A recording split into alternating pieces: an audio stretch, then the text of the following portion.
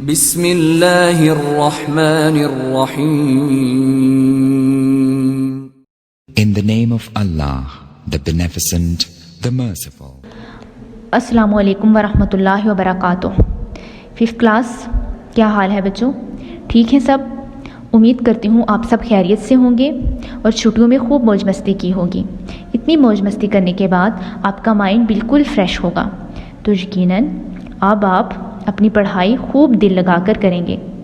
تو بچوں، پڑھائی سٹارٹ کرنے سے پہلے میں آپ کو اپنا نام بتا دیتی ہوں. میں آپ کی کون سی ٹیچر ہوں اور میں آپ کو کیا پڑھاؤں گی. میرا نام اقرا طارق ہے. میں لینگویجز پڑھاؤں گی آپ کو، اور میں اردو اور انگلش پڑھاؤں گی. بک کی طرف تو ہم بعد میں جائیں گے، پہلے ہم اپنے مین ٹاپک توحید کا مطالعہ کریں گے کہ توحید ہے کیا. توحید اسلام کا بنیادی عقیدہ ہے. اسی پر دنیا اور آخرت کی کامیابی ہے. اب توحید میں ایسا کیا ہے کہ اس میں ہم چل کر دنیا میں بھی کامیاب ہو سکتے ہیں اور آخرت میں بھی کامیاب ہو سکتے ہیں. آج آپ کو اپنے اس لیکچر میں بتاؤں گی کہ توحید ہے کیا. حضرت محمد صلی اللہ علیہ وآلہ وسلم نے توحید پر زور دیتے ہوئے فرمایا، توحید تمام نیکیوں کی جڑ ہے. اب اس پورے لیکچر میں آپ دیکھنا کہ یہ جو حدیث میں نے آپ کو سنائی ہے، یہ دیکھنا کہ یہ کیا ہے. اس پورے لیکچر کا ایک نچوڑ ہے یہ. توحید کیا ہے؟ توحید اللہ تعالیٰ کو ایک ماننا، کسی دوسرے کو اس کی ذات میں شریک نہ ٹھہرانا، جیسے کہ قرآن پاک میں ہے قل هو اللہ احد اللہ الصمد لم یلد ولم یولد ولم یکن لہ کفوا احد. فرما دیجئے کہ وہ اللہ ایک ہے، وہ بے نیاز ہے، وہ نہ کسی کا باپ ہے نہ کسی کا بیٹا ہے اور نہ کوئی اس کا ہمسر ہے. اللہ تعالیٰ اپنی ذات میں ایک ہے. اللہ تعالیٰ نے انسان اور کائنات کی تخلیق کی ہے. کیا مطلب تخلیق کی ہے؟ اللہ تعالیٰ نے انسان اور کائنات کو پیدا کیا ہے. زمین اور آسمان میں موجود ہر شے کا مالک اللہ تعالیٰ ہے. وہ زندہ اور ہمیشہ قائم رہنے والا ہے. اسے نہ اونگ آتی ہے نہ نیند آتی ہے. جو کچھ آسمانوں میں ہے، جو کچھ زمین میں ہے، سب اسی کا ہے. اس کی کرسی آسمانوں اور زمین پر حاوی ہے. فار ایگزامپل، میں آپ کو ایک ایگزامپل دے دیتی ہوں. ایک کالی رات ہے، ایک کالا پہاڑ ہے اور ایک کالی چیونٹی ہے. اب وہ چیونٹی جو ہے اس کالی رات میں اس کالے پہاڑ پر چڑھ رہی ہے. اللہ تعالیٰ اس کی ٹانگوں سے بنی اس باریک لائن کو بھی دیکھ رہے ہیں. تو بچے، اللہ تعالیٰ ہمیں بھی دیکھ رہے ہیں. جب اللہ تعالیٰ کے پاس اتنی پاور ہے کہ وہ سب کو دیکھ رہا ہے، جب اللہ تعالیٰ کے پاس اتنی پاور ہے کہ وہ سب کو دیکھ رہا ہے، تو اللہ تعالیٰ میں خوبیاں ہوں گی، صفات ہوں گی. اللہ تعالیٰ بے شمار صفات کا مالک ہے. اللہ تعالیٰ اپنی صفات میں بے مثال ہے. اللہ تعالیٰ کی ہر صفت کا ایک نام ہے، ہر خوبی کا ایک نام ہے. یہ نام اللہ تعالیٰ کے صفاتی نام کہلاتے ہیں. اللہ تعالیٰ کا جو ذاتی نام ہے وہ اللہ ہے. اللہ تعالیٰ کا ذاتی نام اللہ ہے. اللہ تعالیٰ کے جو خوبیوں والے نام ہیں، صفاتی نام ہیں، وہ 99 ہیں. ان ناموں کو اسماء الحسنہ کہتے ہیں.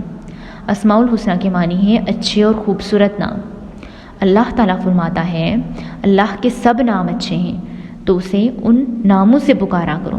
جیسے آپ صبح اسمبلی میں بچوں اللہ تعالیٰ کو اللہ کے ناموں سے پکارتے ہو، اللہ تعالیٰ کے خوبیوں والے ناموں سے پکارتے ہو، جیسے الخالق، الباری، المصور، الغفار، القہار، الوہاب، الرزاق، الفتاح، العلیم، القابض، الباسط، الخافض، الرافع، المعز، المذل، السمیع، البصیر، الحکم، العدل. یہ سب اللہ تعالیٰ کے نام ہیں، صفاتی نام ہیں، خوبیوں والے نام ہیں اللہ تعالیٰ کے. جیسے الخالق، پیدا کرنے والا، المالک، مالک کائنات، رب العالمین، ساری کائنات کا رب، صرف ہمارا رب نہیں، ساری کائنات کا رب. العلیم، سب کچھ جاننے والا کہ کتنے انسان اس دنیا میں آئے ہیں، کتنے گئے ہیں، کتنے آئیں گے، کتنے جائیں گے، سب اللہ تعالیٰ کے علم میں ہیں. اور ہماری زندگی میں کیا ہو رہا ہے اور کیا ہوگا اور ہم کیا کھائیں گے آگے اور کیا کھا رہے ہیں، سب اللہ تعالیٰ کے علم میں ہے.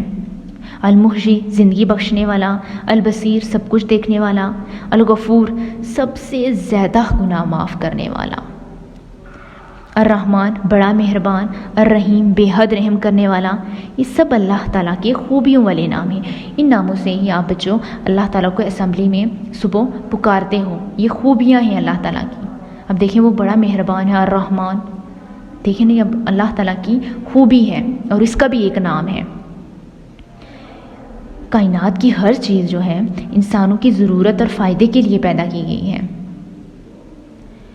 یہ سورج، چاند، ستارے، سمندر، پہاڑ، جنگلات، ہوا، پانی، مٹی، جانور، پودے، ہر چیز انسانوں کی خدمت پر لگی ہوئی ہے۔ ہر چیز ہمیں فائدہ دے رہی ہے، کسی نہ کسی ذریعے سے ہمیں فائدہ دے رہی ہے۔ ان چیزوں کو پیدا کرنے کا مقصد یہ ہے کہ یہ انسانوں کے کام آئیں۔ جب ہر چیز کی تخلیق کا کوئی نہ کوئی مقصد ہے تو جب ہر چیز کا کوئی نہ کوئی مقصد ہے تو آخر انسان جو اشرف المخلوقات ہیں، جب ہر چیز کی تخلیق کا کوئی نہ کوئی مقصد ہے تو آخر انسان جو اشرف المخلوقات ہیں بچوں، ان کی تخلیق کیوں کر بے مقصد ہو سکتی ہے؟ اس لیے قرآن کریم میں انسان کی تخلیق کا مقصد بتاتے ہوئے ارشاد ہوا، اور میں نے جنوں اور انسانوں کو صرف اپنی عبادت کے لیے پیدا کیا ہے۔ تو بچوں ہماری تخلیق کا مقصد کیا ہے کہ ہم اللہ تعالیٰ کی عبادت کریں، اس کو اپنا معبود برحق بنائیں۔ عبادت سے کیا مراد ہے؟ عبادت کسے کہتے ہیں؟ ہم اللہ تعالیٰ کی عبادت کیسے کریں گے؟ میں آپ کو بتاتی ہوں۔ عبادت سے مراد یہ ہے کہ انسان اللہ تعالیٰ کی اطاعت کرے اور اپنی زندگی اس کے حکم کے مطابق گزارے۔ ظاہر ہے اللہ تعالیٰ کی اطاعت اس وقت کی جا سکتی ہے جب انسان کو اللہ تعالیٰ کی پسند اور ناپسند کا علم ہو۔ بچوں ہمیں اللہ تعالیٰ کی پسند اور ناپسند کا علم کیسے ہو سکتا ہے؟ اس کی پسند اور ناپسند کا علم قرآن کریم اور صحابہ کرام کی زندگی سے ملتا ہے، اور ہمارے جو انبیاء آئے ہیں حضرت محمد صلی اللہ علیہ وسلم تک جتنے بھی انبیاء آئے ہیں ان کی زندگی سے ملتا ہے۔ ان سب نے ہمیں توحید کا درس دیا اور ہمیں اللہ تعالیٰ کی پسند اور ناپسند کے بارے میں بتایا۔ ٹھیک ہے بچوں، ہمیں اللہ تعالیٰ کی پسند اور ناپسند کا علم کہاں سے ملتا ہے؟ قرآن پاک سے اور صحابہ کرام کی زندگی سے، اور ہمارے جو نبی ہیں حضرت محمد صلی اللہ علیہ وسلم، ان کی زندگی سے۔ ان کی پوری زندگی ہمارے لیے بہترین نمونہ ہے۔ ٹھیک ہے، اب آپ صلی اللہ علیہ وسلم نے فرمایا، اے لوگوں کہو اللہ کے سوا کوئی عبادت کے لائق نہیں، کامیابی اور فلاح پاؤ گے۔ عبادت کے لائق صرف اللہ تعالیٰ ہے۔ ٹھیک ہے بچوں، قرآن کریم میں ارشاد ہوتا ہے تم صرف اسی کی عبادت کیا کرو۔ کس کی؟ اللہ تعالیٰ کی۔ تم صرف اللہ تعالیٰ کی عبادت کیا کرو۔ اللہ تعالیٰ نے انسان کے لیے ہر چیز میں بہت بڑا فائدہ رکھا ہے۔ ہمیں اللہ تعالیٰ کا شکر ادا کرنا چاہیے کہ اللہ تعالیٰ نے ہمیں ان نعمتوں سے نوازا ہے۔ ہمارا یہ جسم، یہ جو ہیومن باڈی ہے، اللہ تعالیٰ کی طرف سے بہت بڑی نعمت ہے۔ اگر ہمارے ہاتھ نہ ہوتے، ہمارے پاؤں نہ ہوتے، ہماری آنکھیں نہ ہوتی، ہماری زبان نہ ہوتی تو ہم کیا کرتے بچوں؟ ہمارے ہاتھ نہ ہوتے ہم کام نہ کر سکتے، ہمارے پاؤں نہ ہوتے ہم چل نہ سکتے، ہماری زبان نہ ہوتی ہم بول نہ سکتے، ہمارے کان نہ ہوتے ہم سن نہ سکتے۔ یہ اللہ تعالیٰ کی طرف سے بہت بڑی نعمت ہے۔ ایک صرف ہیومن باڈی ہی اللہ تعالیٰ کی طرف سے نعمت نہیں ہے، دنیا میں ہر چیز اللہ تعالیٰ کی طرف سے ایک بہت بڑی نعمت ہے۔ یہ جنگلات، پہاڑ، دریا، جانور، یہ سب اللہ تعالیٰ کی طرف سے نعمت ہے، جو میں نے آپ کو بتایا اپنے لیکچر میں پیچھے کہ یہ ہمیں کسی نہ کسی ذریعے سے ہمیں فائدہ دے رہے ہیں، تو یہ اللہ تعالیٰ کی نعمتیں ہیں۔ ٹھیک ہے بچوں، اور ہمیں اللہ تعالیٰ کا شکر ادا کرنا چاہیے۔ ٹھیک ہے، شکر ادا کرنے کے ساتھ ساتھ ہمیں صبر بھی کرنا چاہیے۔ صبر کیسے بچوں؟ جب ہم پہ مشکل وقت آتا ہے، جب ہم کسی مشکل میں گرفتار ہوتے ہیں، ہمیں تب صبر کا دامن نہیں چھوڑنا چاہیے۔ کوئی مشکل وقت آتا ہے تو اللہ اپنے بندے کو آزماتا ہے، اللہ تعالیٰ اپنے نیک بندوں کو آزماتا ہے۔ اللہ تعالیٰ کی طرف سے ایک آزمائش ہوتی ہے، ایک ٹیسٹ ہوتا ہے جس میں ہم صبر کر کے پاس ہو سکتے ہیں۔ ٹھیک ہے بچوں، ہمیں مشکل وقت میں صبر کرنا چاہیے، صبر کا دامن نہیں چھوڑنا چاہیے۔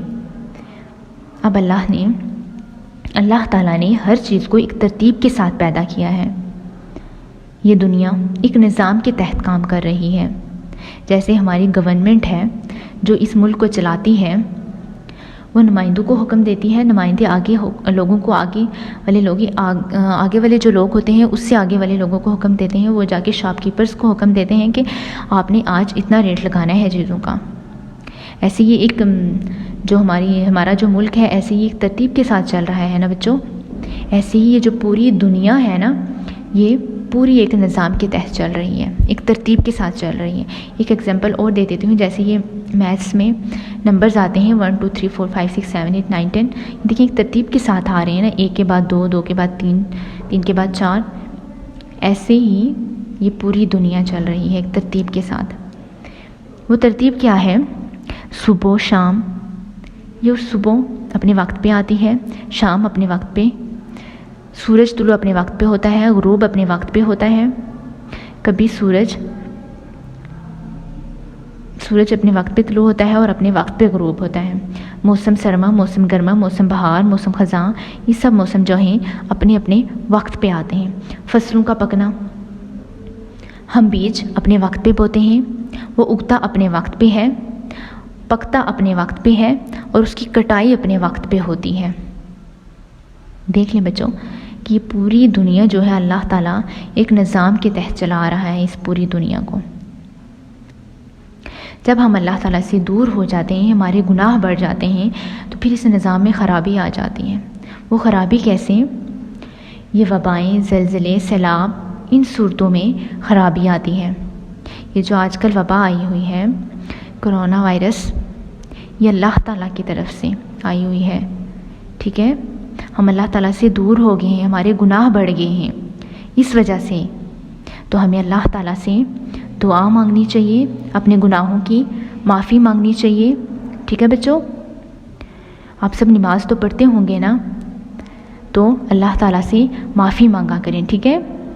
اپنی بھی اور ساتھ میں اپنے ساتھ جتنے بھی لوگ ہوتے ہیں سب لوگوں کے لیے، ٹھیک ہے؟ اللہ تعالیٰ سے معافی مانگا کریں۔ ہم اللہ تعالیٰ سے وداؤٹ کسی وائر سے جڑے ہوئے ہیں، ہمارا اللہ تعالیٰ کے ساتھ ڈائریکٹ رابطہ ہے، ہم ڈائریکٹ اللہ تعالیٰ کے ساتھ باتیں کرتے ہیں، اللہ تعالیٰ سے دعائیں مانگتے ہیں، ہمارے اور اللہ تعالیٰ کے بیچ کوئی وائر نہیں لگی ہوئی، ہمارے اور اللہ تعالیٰ کے بیچ کوئی وائر نہیں لگی ہوئی، ٹھیک ہے بچوں؟ تو پھر اللہ تعالیٰ ہمارے دلوں میں رہتا ہے، ہمارے دلوں کے حال جانتا ہے وہ، ٹھیک ہے؟ جیسے ہم نے ایک چونٹی کی مثال پڑھی تھی پیچھے میں نے دی آپ کو کہ اللہ تعالیٰ اسے بھی دیکھ رہا ہے، تو اللہ تعالیٰ بچوں ہمیں بھی دیکھ رہا ہے کہ میرا بندہ کس حال میں ہے۔ اللہ تعالیٰ اپنے بندے سے 70 ماؤں سے بھی زیادہ پیار کرتا ہے، تو وہ ہر بندے کو دیکھ رہا ہے، تو اللہ تعالیٰ ہر بندے کی سنتا ہے، ٹھیک ہے؟ تو ہمیں اللہ تعالیٰ سے اپنے گناہوں کی معافی مانگنی چاہیے، ٹھیک ہے بچوں؟ دیکھیں بچوں، جیسے آپ کا ٹیسٹ ہوتا ہے، ویکلی ٹیسٹ، اسکولز میں جب آپ لوگوں سے ٹیسٹ لیے جاتے تھے، ویکلی ٹیسٹ، ان کے مارکس لگائے جاتے تھے ٹیسٹ شیٹس پہ، اور ان کا جو رزلٹ تھا، ان کا جو مارکس تھے، ہم آپ کو اینول ایگزام میں دیتے تھے بچوں۔ اسی طرح ہمارا ہر منٹ ہر سیکنڈ کا ٹیسٹ ہوتا ہے، ٹھیک ہے؟ ہمارے جو کندھوں پہ 2 فرشتے بیٹھے ہوئے ہیں، یہ ہماری نیکیاں بھی لکھ رہے ہیں اور ہمارے گناہ بھی لکھ رہے ہیں، چھوٹی بڑی نیکیاں سب لکھ رہے ہیں، چھوٹے بڑے گناہ سب لکھ رہے ہیں۔ جب آخرت میں ہم اللہ تعالیٰ کے سامنے پیش ہوں گے تو وہاں پہ ایک ترازو لگا ہوگا، اس کے 2 پلڑے ہوں گے، ایک پلڑے میں جتنی ہم نے چھوٹی بڑی نیکیاں جتنی بھی کی ہوں گی وہ ایک پلڑے میں ڈالی جائیں گی، اور گناہ جو ہم نے صغیرہ کبیرہ جتنے بھی گناہ کیے ہوں گے وہ سب ایک میں ڈالے جائیں گے، ٹھیک ہے بچوں؟ پھر کیا ہوگا؟ پھر وہ جو ترازو کو تولا جائے گا، پھر اس ترازو کو تولا جائے گا، اگر ہماری نیکیاں زیادہ ہوئی تو پھر ہم پاس ہو جائیں گے۔ جیسے آپ لوگ ادھر ایگزام ہوتا ہے تو رزلٹ جب ہوتا ہے تو آپ لوگ پاس ہوتے ہو تو آپ کو انعام میں ٹرافی دی جاتی ہے، ایسے ہی بچوں جب ہم پاس ہوں گے تو ہمیں انعام میں جنت ملے گی، ٹھیک ہے بچوں؟ ہمیں انعام میں جنت ملے گی۔ اگر ہمارے گناہ زیادہ ہوئے تو پھر کیا ہوگا بچوں؟ پھر ہم فیل ہو جائیں گے، پھر ہمیں دوزخ ملے گی۔ تو ہمیں اللہ تعالیٰ سے اپنے گناہوں کی معافی مانگنی چاہیے، اور ہر منٹ اور ہر سیکنڈ کا جو ہمارا ٹیسٹ ہوتا ہے اس میں ہمیں چھوٹی بڑی نیکیاں سب کرنی چاہیے۔ تو بچوں، اس پورے لیکچر کو سامنے رکھ کر جو ہم نے ایک حدیث شروع میں نے آپ کو سنائی تھی کہ توحید تمام نیکیوں کی جڑ ہے۔ کیسے؟ آپ ایک امیجن کر لیں کہ ایک درخت ہے، اس کی جو جڑ ہے نا وہ توحید ہے۔ توحید کا کیا مطلب ہوتا ہے؟ اللہ کو ایک ماننا نا، اللہ کی ذات میں کسی کو شریک نہ ٹھہرانا۔ تو وہ مطلب جو جڑ ہے نا اس درخت کی وہ توحید ہے، ٹھیک ہے؟ اور جو نیکیاں ہیں نا، ہم جو چھوٹی بڑی نیکیاں کریں گے نا تو پھر وہ درخت پھولے گا پھلے گا، ٹھیک ہے؟ ہم توحید کو بھی مانیں گے اور ہم جب نیکیاں کریں گے تب ہماری یہ نیکیاں قبول ہوں گی، پھر ہمارا یہ درخت پھلے گا پھولے گا۔ اب نیکیاں کون سی کریں گے؟ نیکیاں بڑوں کا کہنا مانیں گے، چھوٹی بڑی نیکیاں سب بڑوں کا کہنا مانیں گے، جانوروں کا خیال رکھیں گے، راستے میں اگر آپ چل رہے ہیں کوئی ریپر پڑا ہوا ہے وہ اٹھا کے سائڈ پہ رکھیں گے، ٹھیک ہے؟ بڑوں سے ادب سے بات کریں گے، اچھے اخلاق سے، صرف بڑوں سے نہیں چھوٹوں سے بھی، اپنے سے جو چھوٹے ہیں ان سے بھی اچھے اخلاق سے بات کریں گے، نرم لہجے میں، یہ بھی ایک نیکی ہے، ٹھیک ہے؟ اور سچ بولیں گے، جھوٹ نہیں بولنا، ٹھیک ہے؟ سچ بولیں گے، یہ بھی ایک نیکی ہے، ٹھیک ہے؟ ایسے بہت سی نیکیاں ہیں، چھوٹی بڑی سب نیکیاں۔ اگر ہم ایسے ہی چھوٹی بڑی نیکیاں کریں گے تو ہمارا وہ درخت پھولے گا پھلے گا، ٹھیک ہے؟ ٹھیک ہے؟ اور توحید ہمارے ساتھ ہوگا، تو توحید مطلب ہم اللہ کو ایک مانیں گے، اسی کی عبادت کریں گے۔ تو اب دیکھیں، نیکیاں تو غیر مسلم بھی کرتے ہیں، وہ سچ بھی بولتے ہیں، بڑوں کا ادب بھی کرتے ہیں، غریب کو کھانا بھی کھلاتے ہیں، لیکن ان کے پاس توحید نہیں ہوتا، مطلب وہ اللہ کو نہیں مانتے، اس لیے ان کی نیکیاں قبول نہیں ہوتی، ٹھیک ہے بچوں؟ ہمارے پاس تو توحید ہے، ہم اللہ کو مانتے ہیں، اسی کی عبادت کرتے ہیں، ٹھیک ہے؟ تو ہمارا جو وہ درخت ہوگا، ہم نیکیاں جو بھی کریں گے، چھوٹی بڑی جتنی بھی نیکیاں کریں گے، وہ ہمارا درخت پھولے گا پھلے گا، ٹھیک ہے بچوں؟ ٹھیک ہے، پھر اپنا خیال رکھیے گا، اپنی دعاؤں میں یاد رکھیے گا۔ اللہ حافظ۔